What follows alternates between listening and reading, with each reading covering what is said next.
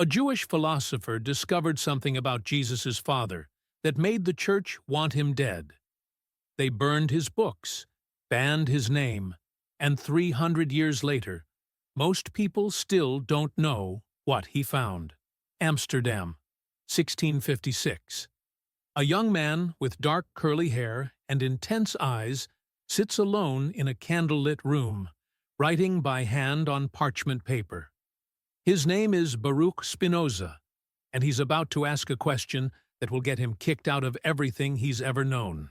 He's staring at Hebrew texts spread across a wooden table, ancient scrolls that tell the story of Moses, of miracles, of divine intervention. But something doesn't add up. The more he reads, the more he sees patterns that don't match what the rabbis are teaching in the synagogue. And then he asks it. The question that changes everything. If God wrote the Torah, why does it describe Moses' death? Moses couldn't have written about his own funeral. Someone else added that later. And if someone added that, what else was added? What else was changed? This single thought cracks open a door that leads Spinoza down a path nobody in his community wants him to go. Within months, the Jewish elders will gather in that same synagogue where his family has worshipped for generations, and they will do something they reserve for only the worst offenders. They will excommunicate him with a curse so severe that even his own mother wouldn't be allowed to speak to him. But that's just the beginning, because what Spinoza discovers goes way beyond questioning who wrote the Torah. He's about to reveal something about God, about Jesus' father Joseph, about the entire foundation of how we understand religion that will make both the Catholic Church and Protestant leaders want to erase him from history. So what did he actually discover? Let's start with the Bible itself, because Spinoza did something that was basically illegal at the time. He read it like a detective investigating a crime scene. He looked at inconsistencies, at writing styles, at historical contradictions, and he came to a conclusion that would get anyone killed in the 1600s. The Bible wasn't written by God. It was written by humans, edited by humans, changed by humans over hundreds of years. Different authors, different time periods, different political agendas. He could prove it by pointing to passages where the same story is told twice with completely different details, where the writing style suddenly changes mid-chapter, where events are described that happened centuries after the supposed author died. But here's where it gets really dangerous. Spinoza then turns his attention to the New Testament, to the story of Jesus, and specifically to Joseph, the man called the father of Jesus. According to Christian doctrine, Joseph wasn't really Jesus' father, right? God was. The virgin birth, the immaculate conception, the whole thing. But Spinoza looks at this story and sees something else entirely. He sees a narrative that was constructed, built up over time, shaped by people who needed Jesus to be more than human to make their religion work. He suggests that Joseph was simply Jesus' biological father, that the virgin birth story was added later, decades after Jesus died, by writers who were trying to make Jesus fit the prophecies of the Old Testament.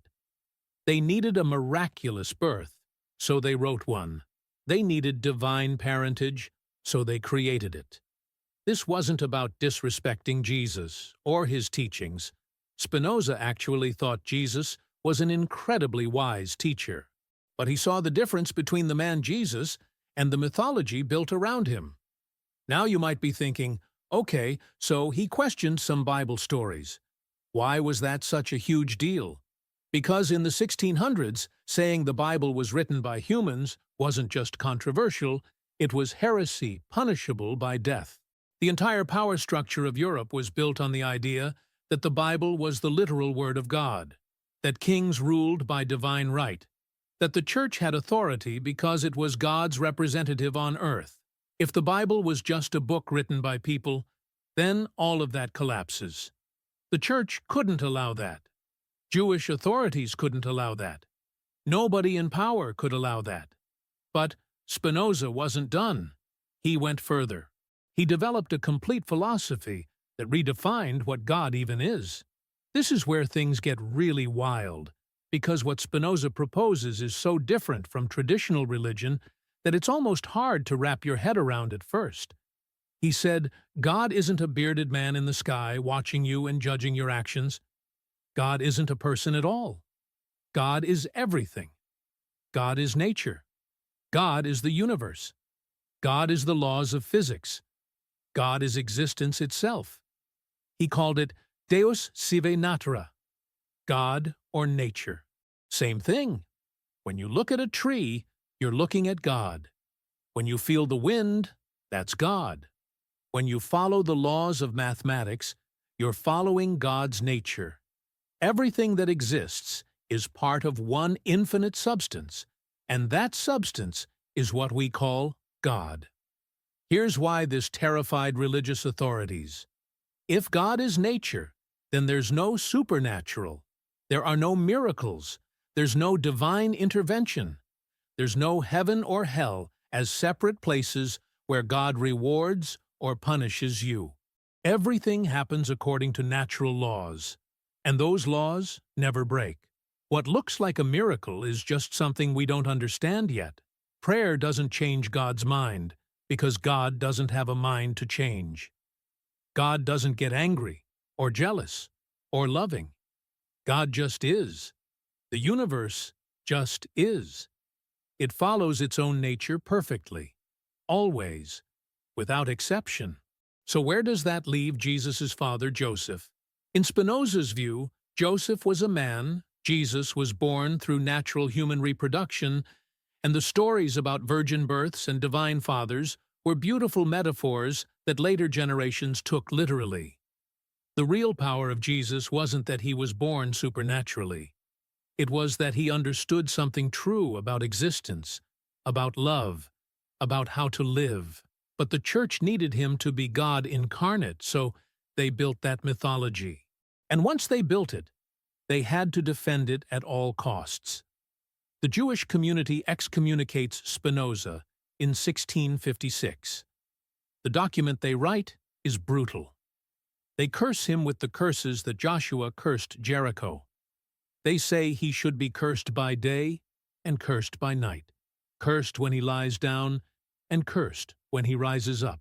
Nobody is allowed to communicate with him, do business with him, read his writings, or even stand within 6 feet of him. His own family has to pretend he's dead. He's 23 years old. Most people would have broken down, recanted, begged for forgiveness. Spinoza doesn't.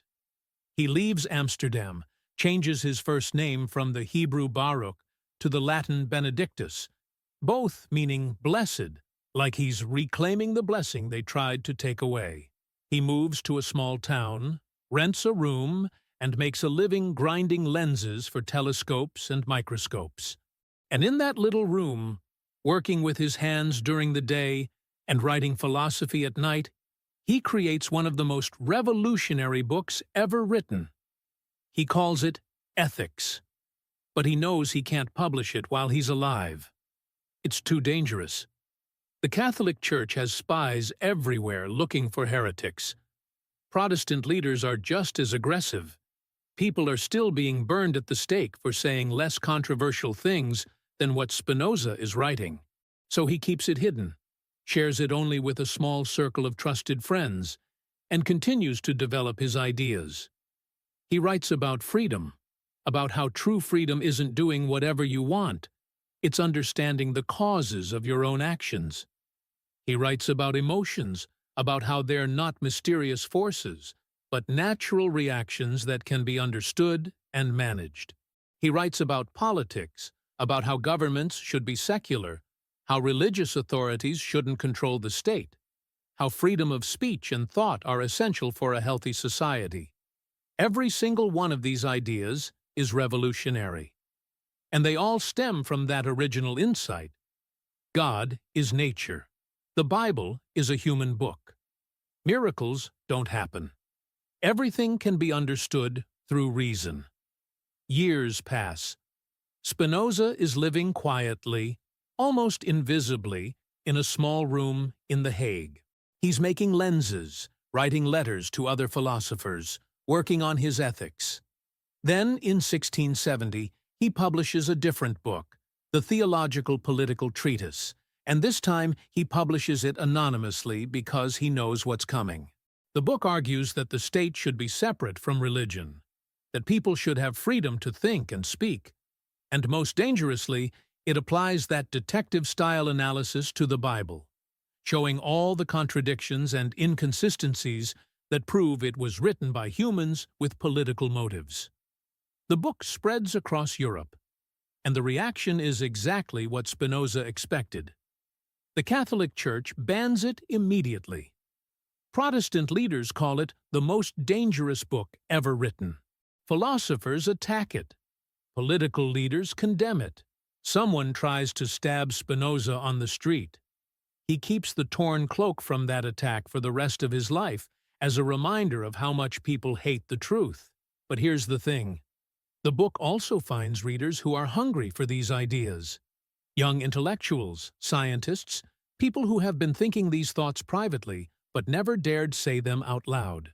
Spinoza's ideas start to spread underground, passed from hand to hand, discussed in secret meetings, copied and recopied.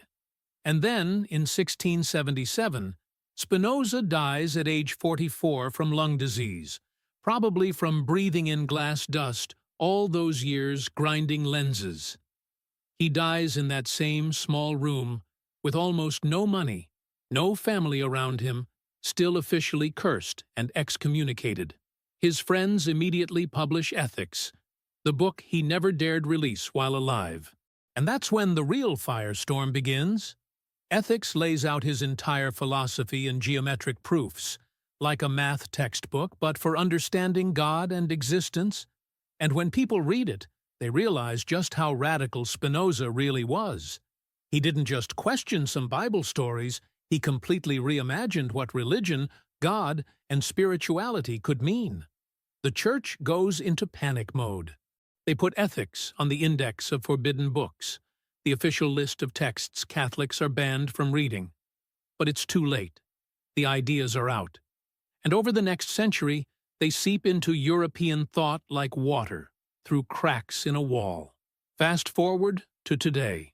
Walk into any university philosophy department and mention Spinoza, and people light up.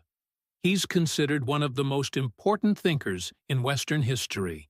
His ideas influenced Einstein, who once said he believed in Spinoza's God, the God of nature and natural law, not a personal God who intervenes in human affairs. His ideas about freedom and democracy shaped modern political theory. His approach to reading the Bible created the entire field of biblical criticism, where scholars study religious texts as historical documents written by humans. His ethics influenced psychology, neuroscience, and even artificial intelligence research. But here's what's crazy. Most people have never heard of him. He's not taught in high schools. Religious institutions definitely aren't talking about him, because his ideas are still dangerous. They still threaten the same power structures that tried to destroy him 300 years ago. If people really understood what Spinoza was saying, if they really grasped that you could have a deep spiritual life, a sense of connection to something greater, without believing in supernatural miracles or divine punishment, without needing priests or rabbis or imams to interpret God's will for you, that changes everything. Think about what Spinoza is really saying about Jesus and Joseph. He's saying the mythology doesn't matter. Whether Joseph was Jesus' biological father or whether there was a virgin birth, that's not where the power is. The power is in the teachings, in the wisdom, in the example of how to live. By obsessing over the supernatural elements, by requiring people to believe impossible things, religious institutions miss the whole point. Jesus taught about love, compassion, justice, seeing the divine in nature and in each other. That's the radical message, not the virgin birth, not the walking on water. The church made Christianity about believing the right supernatural claims so they could control who was in and who was out, who was saved and who was damned. Spinoza says, forget all that. Look at the actual wisdom. Live according to reason and love. Understand that you're part of this infinite interconnected existence that some people call God and other people call nature, and it doesn't matter which word you use because it's the same thing. When you hurt another person, you're hurting yourself because we're all part of the same substance. When you act with love and understanding, you're aligning yourself with the nature of reality itself. That's what Jesus understood. That's what Buddha understood. That's what every great spiritual teacher understood. They just expressed it in the language and symbols of their own culture and time. The reason the church tried to erase Spinoza wasn't that he was wrong. It was that he was dangerous. He was offering people a way to have spirituality, meaning, and connection without needing the church at all. He was saying, you don't need a priest to talk to God, because God is right here, in the grass under your feet, in the breath in your lungs, in the mathematical equations that describe how planets orbit the sun. You are literally made of God because everything is. There's nowhere God isn't. There's nothing that isn't divine. But if that's true, then you don't need someone else to grant you salvation. You don't need to confess your sins to an intermediary. You don't need to follow rules that don't make sense just because someone claims they came from God. You can use your own reason, your own insight, your own direct experience of existence to figure out how to live well. That's liberation. And liberation is terrifying to institutions built on control. So, what do we do with this? How do we take Spinoza's forbidden truth and actually apply it to our lives? Start by questioning. Question what you've been told about religion, about God, about the Bible, about everything. Not in a destructive way, but in a curious way. Ask yourself, does this make sense? Does this match my experience of reality? Does this help me live better? Or does it just make me afraid? Read the texts yourself if you can. Don't just trust what authorities tell you they say. Look for the contradictions, the places where different authors had different views, the places where political agendas shine through. See the Bible, the Quran, the Bhagavad Gita, any religious text as what they really are. Human attempts to understand something infinite, beautiful, sometimes wise, sometimes flawed, always human. Then look at nature. Really look. Spinoza ground lenses that helped people see distant stars and tiny cells. He knew that the more you see of nature's complexity and beauty, the more you see what he called God. You don't have to believe anything supernatural. Just observe. Notice the intelligence in how ecosystems balance themselves, how your body heals a cut without you thinking about it, how emotions rise and fall according to causes you can understand if you pay attention. That's divinity, not somewhere else, right here. And finally, live according to reason and compassion. Not because a book told you to, or because you'll be punished if you don't, but because when you understand that everything is connected, that you're part of this vast existence, harming others makes no sense. Helping others, loving others, that's just aligning yourself with the way things actually are. Spinoza died alone and cursed, but his ideas survived. They survived because they're true in a way that dogma never can be. You can burn books, you can excommunicate people, you can try to erase someone from history, but you can't stop an idea whose time has come. And maybe, just maybe, the time has come for more people to discover what Spinoza really said, what he found about Jesus' Father, about God, about the nature of everything.